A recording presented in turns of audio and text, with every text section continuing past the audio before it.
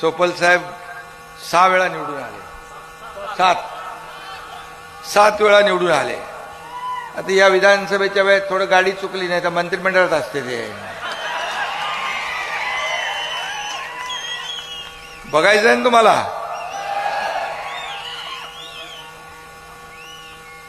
भर उन्हामध्ये ही सभा होतीये.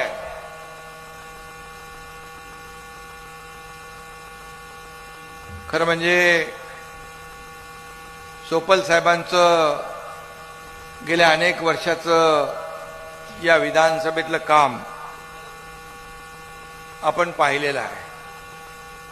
मी जवळून त्यांना अनुभवले. 2 वेळा ते विधानसभेत नव्हते, पण विधानसभेला देखील चुकल्यासारखं वाटायचं. सोपल साहेब अजात शत्रू आहे, सगळ्यांचा मित्र आहे.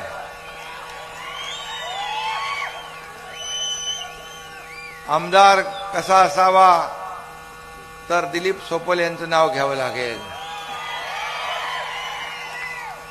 ते मंत्री पण होते कुठल्या साली, नाही कुठल्या